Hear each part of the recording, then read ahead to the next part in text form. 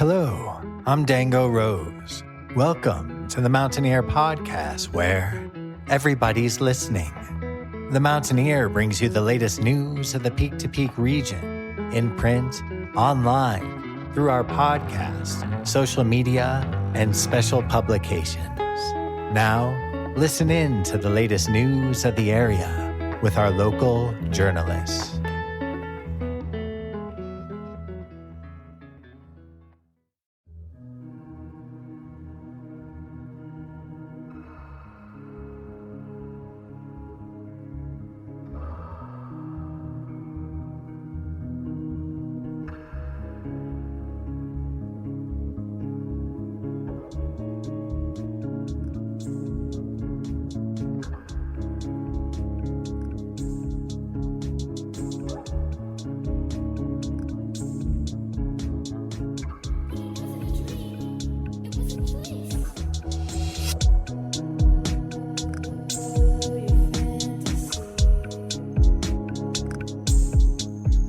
Welcome back to the Mountaineer Podcast, where everybody's listening. I'm Barbara Hardt.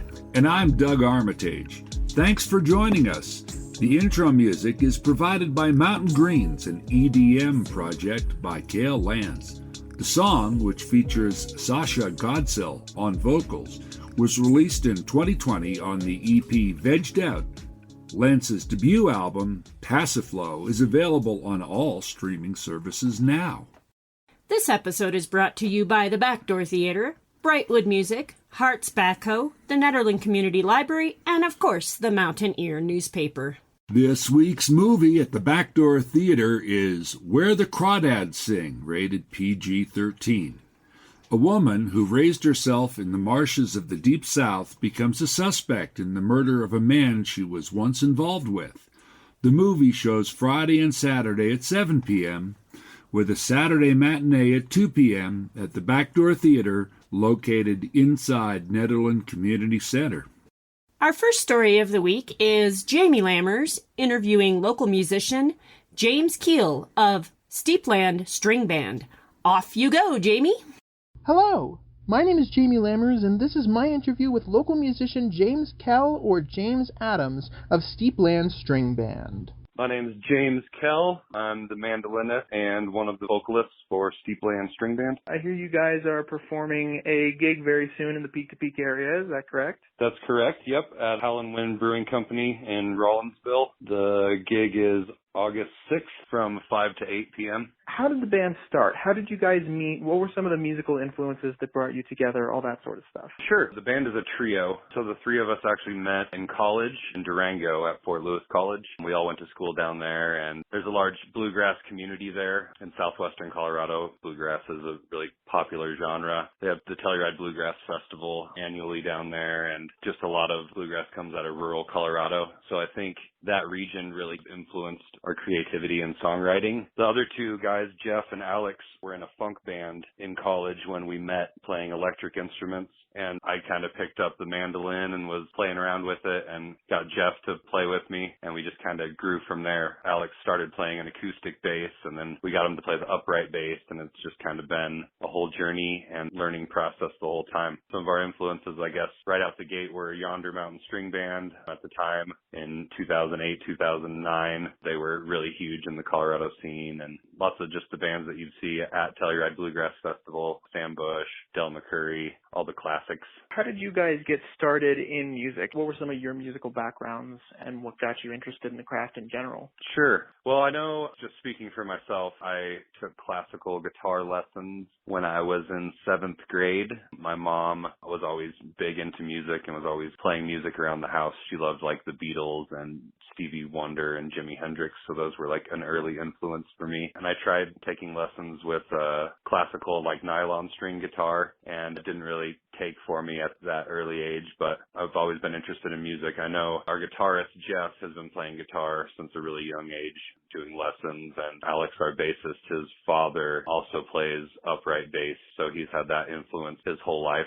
Yeah, just kind of the love of music, I guess. And bluegrass itself, one of the things that I love about it is that it's really a welcoming format for music. A lot of bluegrass is based around jam circles and getting together and playing music together, and it's kind of more conversational where you're encouraged. They kind of like pass around the solo sections, and so whether you're an advanced player or a beginner, intermediate, everyone kind of gets their turn to make some noise or play a solo, whatever they're able to do. And just playing in a community that really fosters beginners and welcomes people into those picking circles really helps to kind of get your foothold and figure out what you want to play.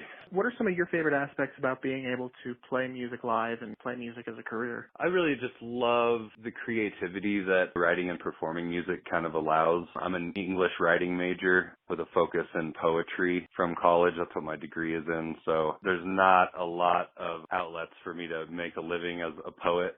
So it's really lended itself to music writing. That's kind of how my degree has helped me today. And I really just love getting to play in front of people. There's something about the immediate gratification of playing a song or even just a lick and then seeing the crowd enjoy it or hearing the cheers. It's like a immediate back and forth between you and the audience. I've always really appreciated that. There's also something almost therapeutic about singing and performing live or just even in private where you have to really focus and control your breathing and the way you sing. It almost becomes like a mantra, or it's really calming, I think. So all those aspects I really enjoy about performing and playing music. And is there anything in general that you hope that audiences will be able to take away from your live shows in general? We really try to have a good time. Another thing that I've always loved about bluegrass, the genre, is how it traditionally incorporates so many different influences. When I was first getting into bluegrass through Yonder Mountain String Band and some of the older acts, it's very common for them to cover a song by a band completely out of the genre and make it kind of their own. So it's just a lot of fun. We try to incorporate as many different influences as we can and kind of fit them into the bluegrass sound. So I like to think that there's a little bit in it for everybody. Whether you know bluegrass or it's your first time listening to it, we try to play some covers that maybe you haven't heard done that way, but you recognize, and some old traditional stuff. It's just a whole grab bag of fun. Is there anything else just in general about the band or about your own music careers or just about anything you want to add? Well, at the moment, I'll just add that we are working on our new album. The last album we put out is on all the streaming platforms and Spotify and stuff, but that came out in 2017, so this one's been a while coming. So we're kind of focused more on the album right now than live performances, so I don't have a ton of upcoming gigs to promote, but I just want to tell people to keep their eye out for our upcoming album. It's called Spent, and it should be out early next year at the latest. And I think that's it. Thanks so much for your time, Jamie. I really appreciate you reaching out and doing a little article on us. Yeah, absolutely. And thank you so much for coming on board. This was awesome. Of course. Thank you so much to James for coming on board and joining us for the podcast. If you want to see him perform live with Steepland String Band, you can catch them performing at Howlin' Wind Brewing at 51A Main Street in Rollinsville on Saturday, August 6th, 2022 at 5 p.m. Thanks, Jamie. And now to the news desk. The Mountaineer will host a candidate forum on Tuesday, August 9th at 5 p.m. at the Nederland Community Library. The election is Tuesday, August 23rd. Keep an eye on the Mountaineer in print and online for important election information. Some of the current highlights of the Mountaineer include our weekly music column, the only weekly print music listing in the Peak to Peak region. This also features the stories of all 5 candidates for the upcoming Nederland election, a story with a former Nederland police officer, stories of current situations in the Nederland Police Department, Central City Government, Timberline Fire News, and a Superfund cleanup update. Then we have 4 Keep It Local stories and all of our regular news of the entire Peak to Peak region. The Gilpin County Republican meetings are on the first Thursday of the month at 7 p.m. at the Gilpin County Library.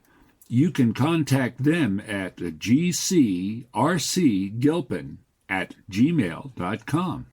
The Gilpin County Democrats hold monthly meetings in person on the 4th Thursday of each month at the Gilpin County Library from 6:30 to 8:30 p.m. You can contact them at gilpindemschair@gmail.com. For our next story, Art speaks to Janine Natterman and Kyle Sandor of the Colorado Department of Public Health and Environment. Take it away, Art. I'm Art DeVitalis for the Mountaineer Podcast. In this interview, we caught up with Kyle Sandor and Janine Natterman of the Colorado Department of Public Health and Environment. They told us about the Central City Clear Creek Superfund site and how their work affects the health of Colorado residents in the 400 square mile watershed area. My name's Kyle Sandor. I'm a project manager for the Colorado Department of Public Health and Environment. And I work on a number of mining sites throughout the state, including the Central City Clear Creek Superfund site, which we'll be talking about today. And I am Janine Natterman. I'm a public involvement coordinator, also public information officer for the State Health Department, and in particular, the Hazardous Materials and Waste Management Division. Please give us a rundown of what the Clear Creek Superfund project intends to accomplish. So the current investigation is the first step in the process of cleaning up mine waste piles that are located in residential areas of the site. And our goal is to protect public health from exposure to high levels of heavy metals that can be left behind from historic mining. Why is the cleanup project important to the public? Recent assessments at the site indicated that some of the mine waste piles may pose an unacceptable risk to human health due to the presence of heavy metals. And also, the science behind our understanding of human health risks associated with heavy metals, specifically lead, has evolved in the last decade. So that, coupled with the increase in population in the site study area, that the waste piles that we previously didn't believe warranted investigation in terms of the human health risk may actually be unsafe. And so in order for the site to be protective of human health, the risk associated with these piles needs to be assessed and addressed. Definitely, of course, and it's kind of a proactive effort, it sounds like, rather than a reactive one, thank goodness. Aside from lead that I know that you mentioned, what other heavy metals are you working with? Our assessments that we conducted in 2015 and 2018 identified lead and arsenic as our kind of primary drivers for the investigation that we're currently undertaking. We're not limiting the investigation to just those two metals. There's other metals associated with historic mining that we'll be looking at as well as part of the investigation. All right, awesome. How will the project affect the water supply in the area and kind of around these sites in the long term? So since becoming a Superfund site in 1983, the cleanup activities have focused on protecting surface water and have already occurred within the site, and the operations are ongoing. The current activities and the focus of this investigation is to clean up mine waste piles, and it has the potential to enhance the existing water supply protections by preventing further mobilization of heavy metals by rain and snow events. All right. So, yeah, of course, definitely runoff and things like that. How many waste piles are thought to be in the area, or how many kind of locations, I guess, are you working with? So the investigation is set to occur within the 400 square mile Clear Creek watershed, which is about 30 miles west of Denver, and it includes towns like Central City, Blackhawk, Idaho Springs, Empire, and Georgetown. Our initial efforts to identify waste piles within that area has identified over 500 potential piles. And right now we are determining the exact number of piles and those locations that may require cleanup during the investigation. In both your own words, tell me how this initiative came about. As I mentioned previously, we conducted assessments in 2015 and 2018 as part of a Superfund process where we conduct a review every 5 years to determine if the remedies that have been implemented at the site are still protective. The State Health Department and EPA completed those assessments. We identified that the mine waste piles may pose a human health risk based on those assessments.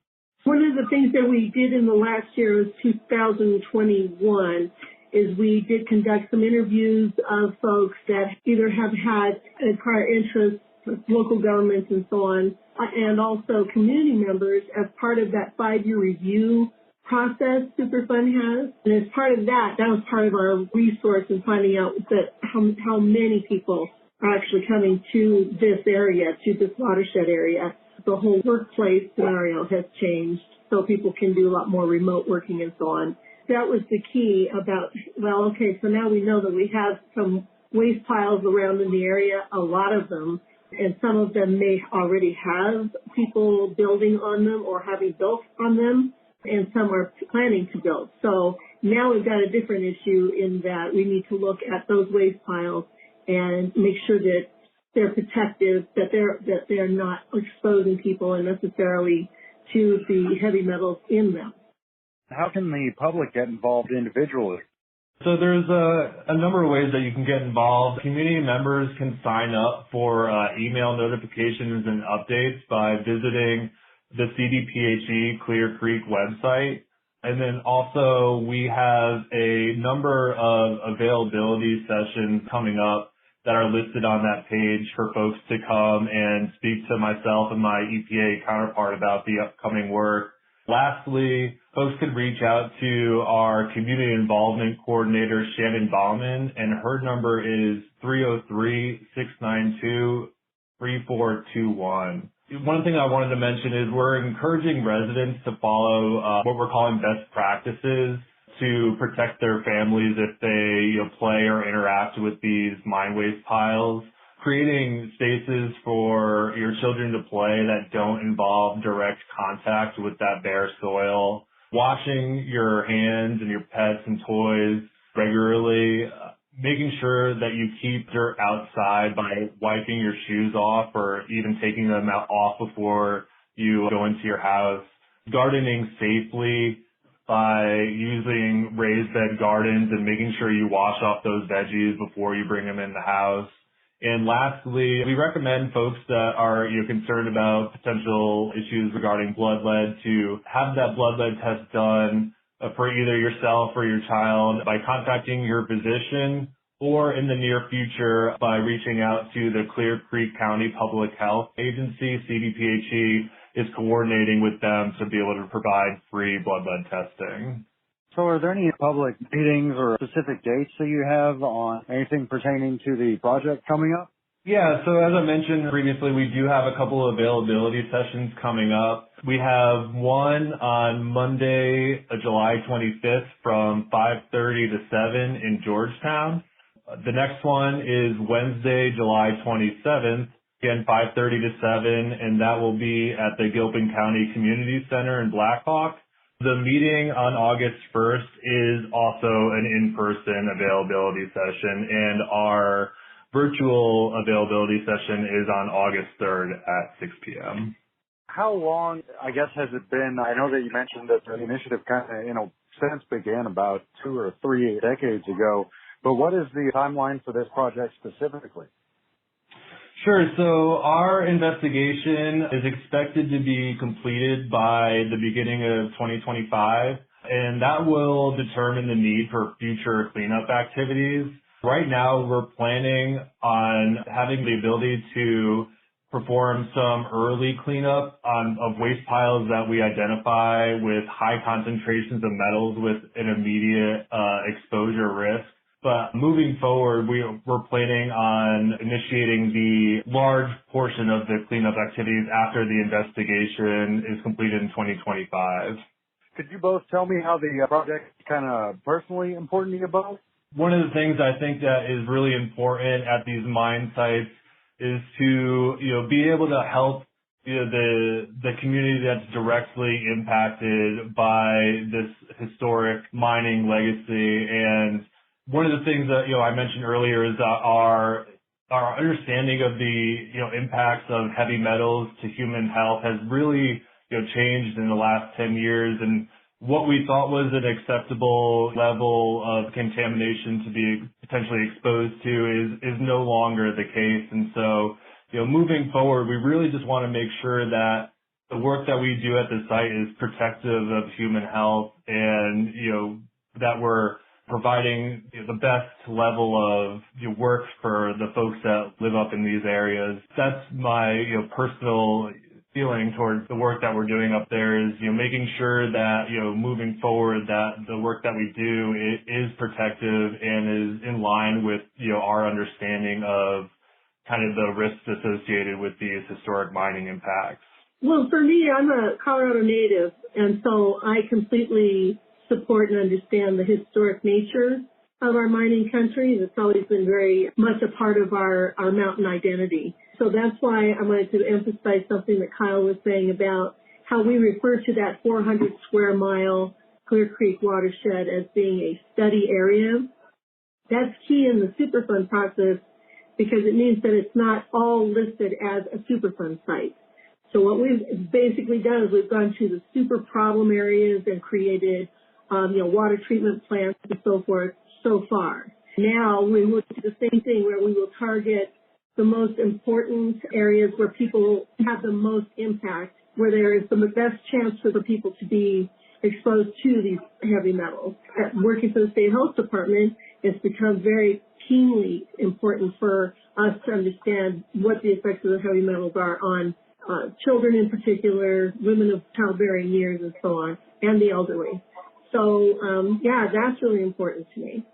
I wanted to emphasize one more thing too, Art, and that is that if folks can't make it to the other three in-person availability sessions are like open houses. Please come talk to us. We'll point at a map. We can answer questions. Just get to know us. We're people. And we also have a virtual meeting scheduled that people can participate in. With the COVID numbers going up, we want to be sensitive to folks who would prefer not to necessarily be out and about and very close to other people. So the website that Kyle referenced there, the CDPHE, that's our acronym, Clear Creek website. If that's Google, CDPHE Clear Creek website, it will come up right away, and that's where the information is to be able to participate in the virtual meeting as well. Stay tuned. We really encourage people to get on our mailing list so they get the most up-to-date information as quickly as possible. In Superfund, there's a major point in the whole process where folks can actually review and comment on the preferred remedies for what we have found in the file. So on that website, again, I point them right back at that website, CDPHE Clear Creek, there is a place to sign up for email alerts. And when you click on that button, be sure to click the little box for the Clear Creek Superfund site. Thanks, you two, for the important information, and be sure to visit the website for more on how you can make your voice heard on the project. Thanks, Art. Hey, business owners and friends, are you interested in being a podcast sponsor? We have sponsorships available starting at $30 per week, or sponsor a whole month for $99. The podcast reaches a different audience than the print or online edition of The Mountain Ear. Peak-to-peak musicians and artists, The Mountain Ear is looking for you. We're looking for our September and October featured musicians. Would you like a feature story in the Mountain Ear print, online, and podcast editions? These are all completed through email, phone calls, or occasional in-person interviews with our journalists. Interested? Check out our contact information at the end of the podcast. Summer is here, and Brightwood Music in Netherland has travel instruments to take with you on your journey. From guitars to ukuleles, mandolins to harmonicas, and more, Brightwood has what you need for the aspiring musician or the advanced performer. Brightwood Music is family-owned and operated and has been a Netherlands staple for all of your music needs since 2009. They are located at 20 East Lakeview Drive, Unit 109 in Netherland, and can be reached at 303-258-8863. Or check them out on Facebook at Brightwood Music. For our next story, Jamie Lammers interviews Gussie Walter of Augustina's Winery. Take it away, Jamie. Hello, My name is Jamie Lammers, and this is my interview with Mary Ann Walter, otherwise known as Gussie, owner of Augustina's Winery. I'm Mary Ann Walter, usually known as Gussie, which is my nickname. I own Augustina's Winery. Been in Colorado 42 years now or so, and I've lived up in this area for about 20. So I had the winery for, as of June 10th, it was open 25 years. But I kind of missed the anniversary. It wasn't until later that I looked over at one of my forms and said, by God, there was an anniversary. What do you know? When did this business start? How did you start it? What was your inspiration for starting it? What's your business background? I have zero business background. I was a geologist for years. I actually came out to Colorado to go to grad school in geology. Finished with my master's, then I worked for the USGS in Denver for a lot of years. But different things going on in personal life and also within the survey, as we called it, U.S. Geological Survey. So I had decided to take a buyout in 94 or so, 95. And I had already gotten into home winemaking just for fun, and I thought it'd be fun to take a year or two off and go somewhere different and do something different. So I got a job as an apprentice winemaker with a small winery in New Mexico, who mainly needed somebody with a chemistry background to put their chem lab together for them and write up a lab notebook for the kind of work you have to do. But also because it was a small winery, I got to do everything, which included picking grapes, driving the tractor, being in the sales room, learning about bottling. And so I stayed there a couple years, and I thought, well, this is really fun.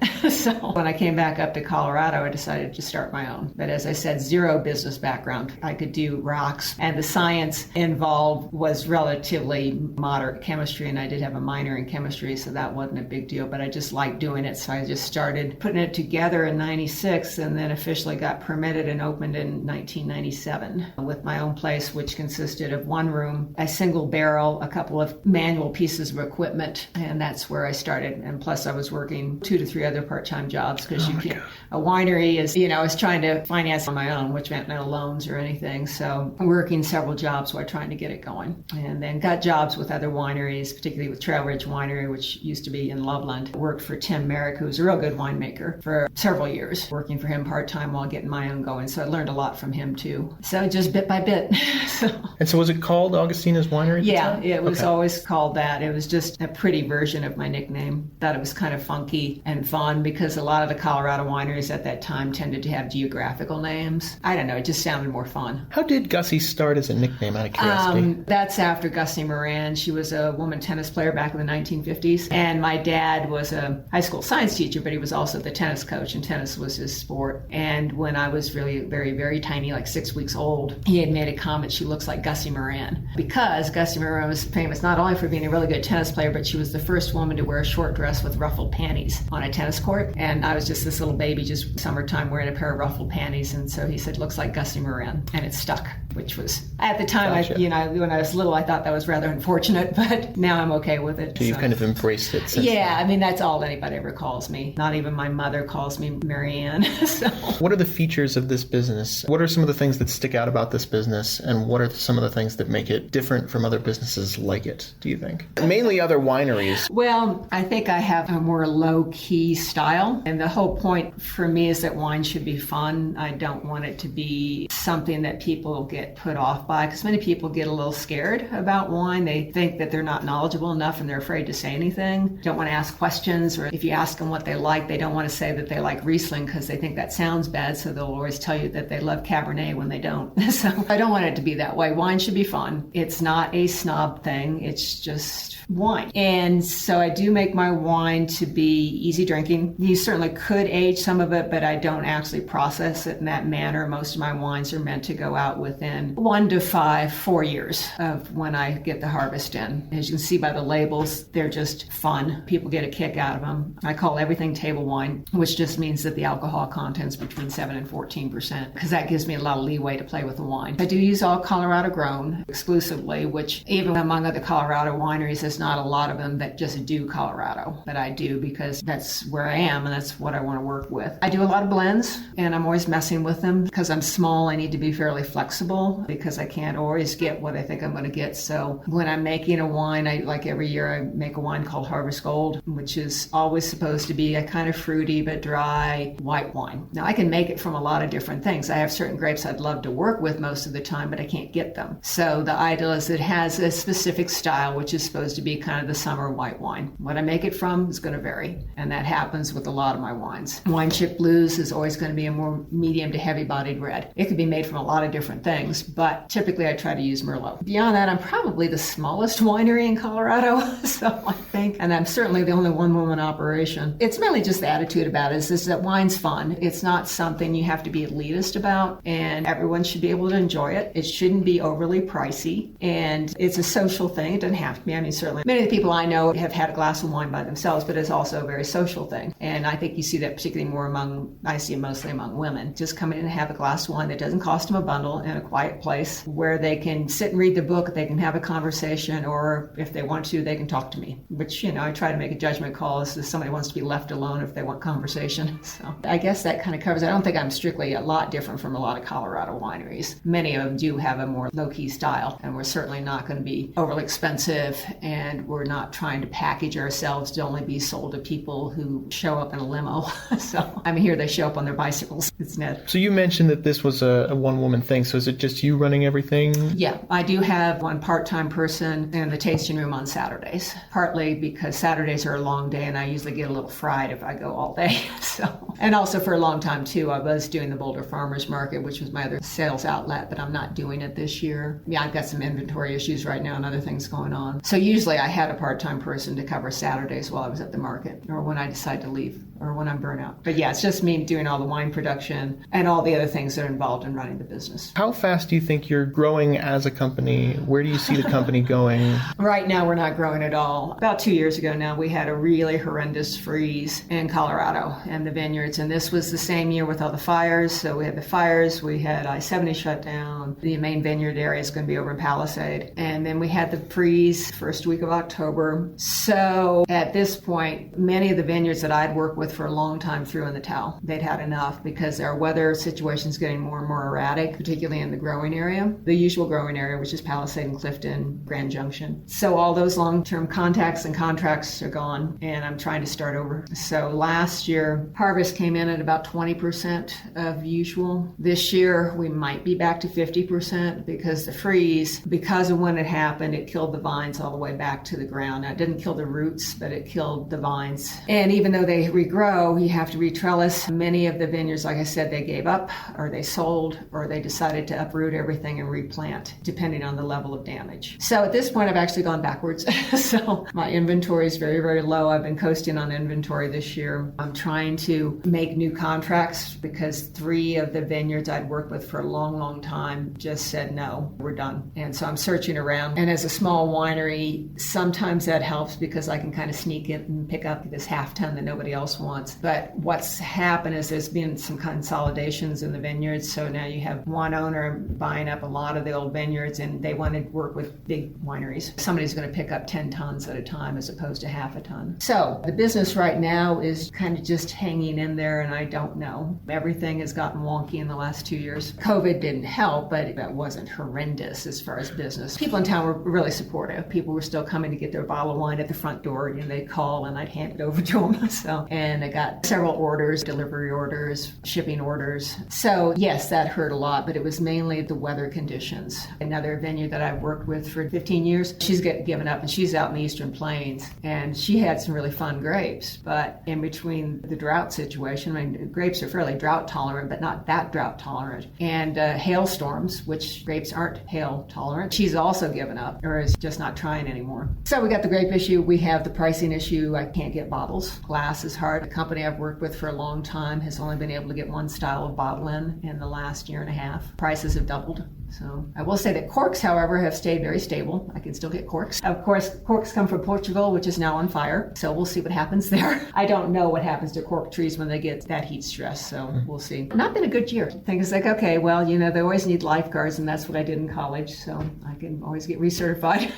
But how have you managed to keep yourself on your feet during all of that stuff? How have you managed to keep the business going? Well, I had inventory, which helps. Because with winemaking, you're always a couple years out. What it does when these kind of things happen is that I know a year or 2 years from now I'm going to be in trouble. But I had a good inventory, so I've been able to maintain through this year, and I can probably make it. I'll get some stuff in. I already got a little harvest in. I'll get some things in. But I'm going to be in a situation where I can't age things a long time, particularly reds, not as long as I would like to, because I'm going to run out. The other thing I did, and I did this actually 3 or 4 years ago, is I started taking my bottles back and re-sterilizing them. So before that bottle problem hit, I already had lots of bottles that I had been taking back in, just my own, but people know, the locals that buy from me, they'll bring it back in. Now I'm getting maybe 20% of the bottles that I need coming back as recycling. And beyond that, my husband's business is doing well enough, so it's like I don't have to freak. We live pretty low key, so it's not like there was ever a worry about not having food or not having a place to live. But there is that kind of worry that I'm not going to be able to keep this going at where it was. I still don't know what I'm going to get in this year. I've got 4 or 5 things lined up that I'm pretty sure of, but there's another 6 or 7 that I really need, and I don't have any idea on that. So mainly it's like I've been in it long enough, things go up and down, and if it gets rough, the nice thing with the Colorado wine industry is if I were to run out of wine or start running out of my own wine, I am allowed under my license to sell other Colorado wines. So I can bring in some wine, say from Snowy Peaks, talk to Eric, say, hey, anything you want to sell. And I would sell it as their wine, but I can offer tastings and then sales. So I can keep it going a little bit as a Colorado wine tasting room, but it wouldn't always be specifically my stuff, which is not what I want to do. But if I had to, I could. But at the same time, nobody has any wine in Colorado. Everybody's coasting on fumes and inventory. So it's kind of a rough spot, but hopefully... It's a rough spot for everybody. But right now, it's like, okay, get through this year and see where things are going. Which is how I've been doing it for the last 3 years, it seems like. Through all of that, you've been able to still keep the wine business going and keep people coming back and keep people interested in the wine tastings. What do you think is your favorite part about what you do, your favorite part about being able to run this kind of business and see people taste the wine, all that? Actually, my favorite part is actually, as hard as it is, I really like harvest season because that's when it comes in. That's when I'm making the wine. That's when I make all those decisions that are going to determine somewhat, is this going to be a good wine or a mediocre wine? And so the chemistry is fun. I mean, I'm running around a lot, and sometimes you're going, it's about 12-hour days, 7 days a week. But that's it. That's where I am actually making something. So that's always cool, just because it's just fun. You know, I'm going back and forth, and I'm dealing for a long time with the vineyards I dealt with for a long time. I get to see some old friends. I'm back here, I'm working, but then I'm also getting to assess. It's like, okay, I've got one, I've got it in. So I've always liked that part, but that's kind of an isolated thing in that it's just me working. As far as events go, I can enjoy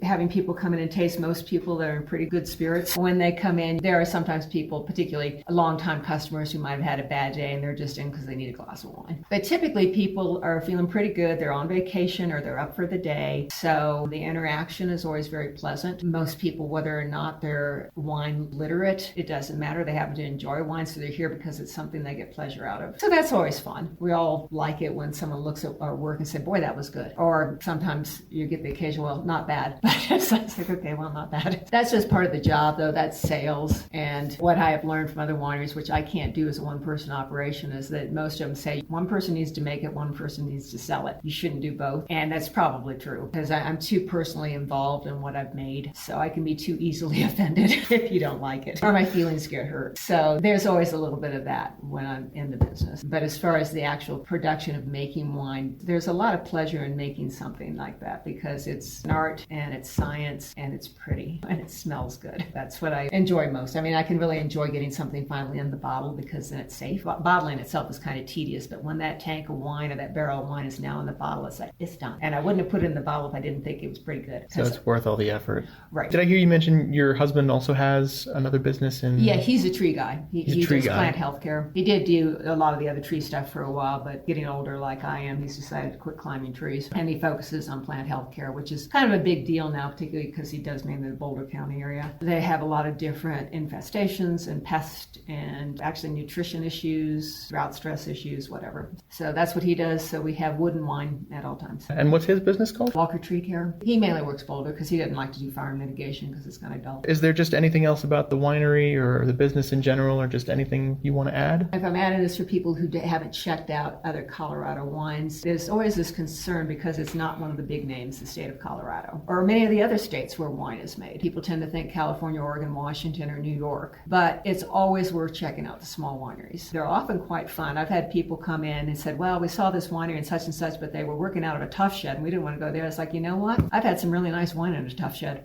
or something like that. They're working out of a trailer. I started out in one room on a dirt road out in Erie because it's what I could rent. So it's the judging the book by the cover type of thing. Assume that this person who's doing this is doing it because they love it and they want to make something good. And also, it's not always going to be your taste. The winemaker is making their choices and making a wine to their taste. Okay, doesn't mean you're going to like every winemaker's choices. And typically, that would probably cover most of their wines because they're going to have a definitive style. So just because you find one winemaker, okay, well, I went to Missouri, I tried this one wine at one wine shop and didn't like it. It's like, well, don't knock them all because they can vary a lot. And also keep an eye out for those unusual grapes. Just because it's a name you don't recognize doesn't mean it's not going to be an interesting wine. And you're going to see a lot more of that in the next decades because with the climate change issues, a lot of the planting is going for more hardy grapes, which aren't necessarily your traditional varietals. There's been a lot of hybridization or crossbreeding on the grapes. So you're seeing some names that you might not know, but give it a shot because you might really like it. Yeah, I don't know. I think those are all the big questions I had on my end. Thank you so much thanks for coming on board. Yeah, absolutely. Thank you so much to Gussie for coming on board and joining us for the podcast. Augustina's Winery can be found at 20 East Lakeview Drive, Unit 103 in Nederland. You can find out more about the business by calling 303-520-4871, by emailing augustinaswinery@gmail.com, or by going to their website at www.augustinaswinery.com. Thanks, Jamie. And back to the news desk. Did you know that Gilpin County and Nederland area seniors have their scheduled events in print in the Mountaineer each week? Looking for meals, movies, grocery shopping, and more? It's right here between pages 4 and 5 each week. The Gilpin County Democrats are hosting several meet and greet events. The next one will be on Sunday, August 14th from 2 to 5 p.m. at the Teller House Garden in Central City. The Gilpin County Republicans are hosting a meet and greet with Rebecca Becky Shirey on Sunday, August 7th from 11 a.m. to 4 p.m. at the Levitt Street Market in Central City. Becky is running for Gilpin County Assessor. And now for our final story this week. Art interviews Anne-Marie Morgan with the Nederland Lions Club. Hey, I'm Art DeVitalis for the Mountaineer Podcast. In this story, I talk with Anne-Marie Morgan about the Nederland Lions Club, what they do, and why the group is searching for more members. Hi, my name is Anne-Marie Morgan, and I'm with the Nederland Lions Club. All right, awesome. And please tell us about your involvement with the club. As I understand, I believe you're president now. I am the club president, and I've been involved with Nederland Lions for, I believe, about 12 years. And I'd say for probably 10 of those years, I've been the club president. We're a pretty small group, so once you get in a position, no one wants to take over for you. Definitely. Well, that's a good chunk of time steering the ship there. How many are involved in the Lions Club in NED at the moment? Right now we have 12 members on the books, and of those, some people are more able to actively participate in our projects than others due to maybe health concerns or, people who have relocated, they're a little bit farther away. We have 12 members who are engaged. We don't always have that many people that are doing our projects. So that's one of the reasons that we're trying to get our organization out there so people know what we're doing and maybe are interested and can join us and help out. Tell me a little bit more about what membership looks like and kind of what it, I guess, requires in a certain sense. Well, really, we're open to anyone to apply for membership. Being part of Nederland Lions also makes you part of Lions Club International, which is a huge organization. There's actually all over the world in 200 countries and well over 1 million members. More locally, in Nederland, we have our projects that we do, and then we're also affiliated with the Colorado Lions, so a little bit broader community there. But if anyone is interested in membership, you're more than welcome to come to a meeting, listen to what we do, what we talk about. I can send more information on some of our projects. Even if you just want to come and help with the project, that would be great. Tell me about your service projects and what you kind of do and what, as a group, focus on. We try to align some of our projects with our community needs with some of the focus areas of Lions International, which are things like vision, youth, disaster relief, hunger, and humanitarian efforts. So in the area of vision, we do a few things. We do vision screening of young children through the Colorado Lions KidSight program. And we do that right here in Nederland. We've done it with New Explorers at Teens Inc. We've done Eagle's Nest in Gilpin and the Gilpin School. We also have a big focus on eyeglass recycling. So we collect, store, and recycle used eyeglasses in Nederland and the surrounding area, including Boulder.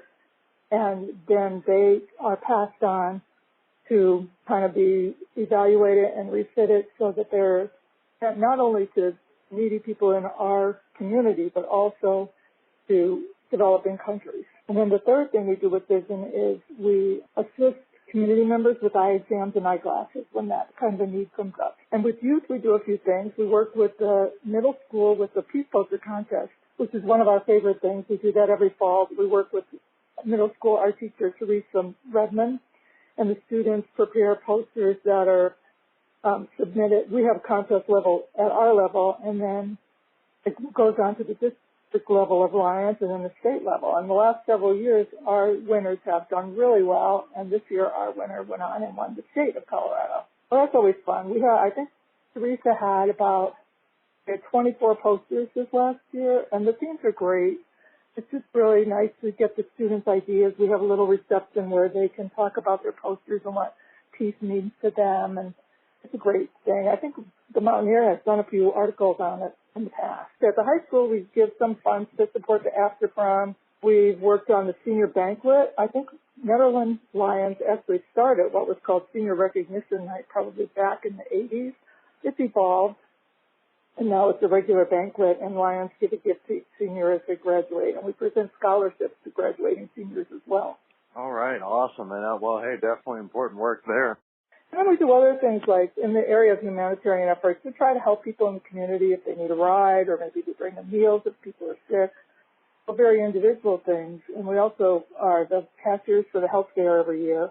We volunteer and provide funding for the food pantry. And we try to network with other community organizations such as Canton Cares, or nothing else is coming to mind right now, but we do try to work with other things. Like we're going to do the Rise Against Hunger community event again this year. I don't know if you're familiar with that. I don't think it happened for the last year or two because of COVID, and that was the case with a lot of our things, but it made a big difference for us too. I mean, we went from having monthly meetings like clockwork to trying to have Zoom meetings, virtual meetings, hybrid meetings, anything that we could to kind of stay connected. But a lot of our projects just couldn't happen with COVID. So that's, I think, right now why we're really focusing on community visibility, trying to connect with some new people, get some fresh ideas, and just kind of revitalize our club and make sure we're on track with what are meaningful service projects for our Nederland community. Definitely. And, well, actually, I thought of something while we were talking about that. Was there anything like COVID-related that the club was doing during those times in particular, or like in-service projects that kind of in direct relation to the pandemic happening or anything like that? The one thing we did was we made some pretty significant donations to the food pantry, to the Nederland seniors. I think we gave each of those organizations $1,000 because we could see that, the need was really escalated during those times. So, and there was a third one that I'm sorry, it's just escaping my memory right now, but, we tried to, even though we couldn't be as hands-on because of some of our members' health conditions or family health conditions, we tried to at least support the organizations that were out there on the front line. I was going to ask you where meetings were held, but also is there kind of a physical location, like where the club is officially receive mail or people can stop by or anything like that? We don't really have a building. The Lions Club did have a building back from the 60s through maybe the mid to later 90s. Mm-hmm. They used to hold pancake breakfast every weekend, and I think they allowed other nonprofits to come in and have a fundraiser there. But that building was sold, it's probably 30 years ago now, almost 25 years ago anyway. We currently are meeting at the Nederland Community Library on the second Thursday of each month at 4 o'clock. Anyone's welcome to join us. We were meeting at St. Rita's for some time, but lately they've had a little COVID scare over there, and they're not allowing groups to meet. So we moved our meetings to the library, and that's a beautiful location over there with their community room, so we're pretty happy with that. Definitely. All right. Is there a phone number specifically that people can call for questions about it, or anyone in particular to call? Well, you're welcome to call me, and my number is 303-653-4327. And also, you can email at netherlandlionsclub@gmail.com. We don't have an individual web page, but if someone would Google Netherlands Colorado Lions Club, they would get into something through Lions Club International called e-Clubhouse, and it has a little bit more about our specific group. It's not the most up-to-date. We could really use someone to come in and help us with technology, to tell you the truth. But there are some things there, and it has a little bit more information, some pictures of some of the things we've done, and, it gives you an idea. But it could be updated for sure. Do you know when the club was founded in Netherlands? It was in 1948. So Dang. it's been around for a while. I know. It's pretty interesting. We've been trying to be more visible and going to the farmers markets and setting up a booth there to just kind of share information with. And it's surprising how many people come up and say, I didn't know Netherlands had a Lions Club. So we definitely need to get out there and show what we're doing. And again, I'll say the same thing, to get some good ideas from other people as well. Maybe people could come check us out at the farmers market. We'll be there most of the summer. And the meetings, but we don't have anything per se like a pancake breakfast or anything like that right now. Probably be a good idea. What makes being part of the Lions Club a unique experience in Ned? Well, for me, I think it's kind of an opportunity to work with and support individuals and also partner with our other community organizations, because there's so many wonderful nonprofits serving the area. It's nice to be able to work with them, especially as a small organization. We want to support them. We hope that they support us in our endeavors as well. And I like the idea of volunteering in my own community. Definitely, and a direct impact there as well. And other than that, so you might have kind of just answered this, honestly, but what's the favorite part of what you do?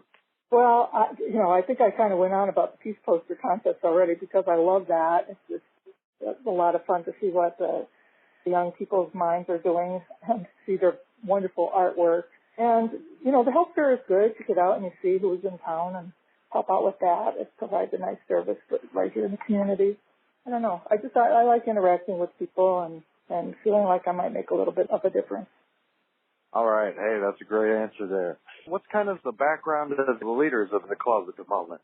President, and my background is I worked at Netherlands High School for 23 years, so I had that community connection, and then I retired and went back to school and became a sign language interpreter. So I have that connection with people who have special needs. Vice President is Karen Seifert. She is also on the board of the Food Pantry and Canyon Cares. She's an architect in the community and is very active. Treasurer is Eugene D'Alessandro. He's an accountant in town. I think most people know who Eugene is. And our secretary is Fran Bauer. And Eugene and Fran are probably two of the longer members in our club, going back to probably the 90s, the late 90s.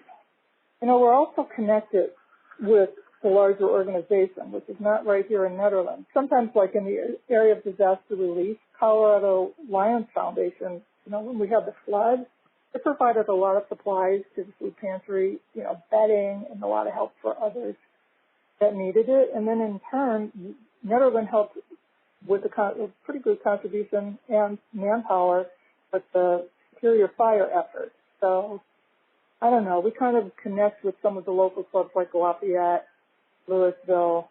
Boulder doesn't have a Lions Club. Idaho Springs. That's a good thing, because you have a kind of a network, and especially it sounds like that when it's time to really help out organizations that are providing emergency relief and when it doesn't have them. Yeah, and then it has come back to help us as well. So that's a pretty good thing. Thanks, Ann, and be sure to reach out about getting involved with this club that goes above and beyond in community service. Thanks, Art and Anne-Marie. Just a few quick reminders here. All editions of the Mountaineer podcast, print newspaper, and the latest news are always available on our website at www.themountaineer.com. And don't forget to pick up this week's edition of The Mountaineer in print in multiple locations across the Peak to Peak. for the latest news from Allens Park to Central City and Blackhawk, with all of the communities and canyons in between. To contact the Mountain Ear, email info@themountainear.com or call 303-810-5409. That's it for this week's episode of the Mountain Ear Podcast. Thanks, everyone. I'm Doug Armitage. And I'm Barbara Hardt. Until next time, thanks for listening.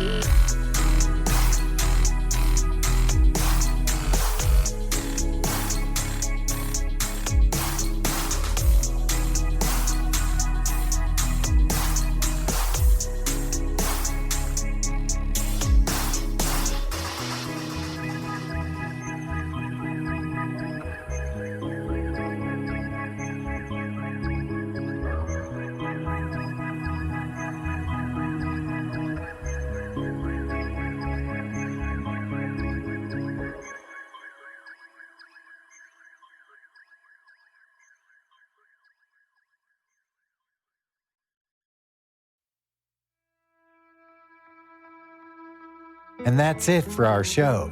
Subscribe online to get more access to more news, weekly updates to our community calendar, and a link to our YouTube channel by visiting themountaineer.com. Be sure to use the coupon code PODCAST when subscribing for a 10% discount, only available to our listeners. If you are in the local peak-to-peak area, be sure to pick up a print edition of The Mountaineer at a local business. I'm Dango Rose. Thank you for listening.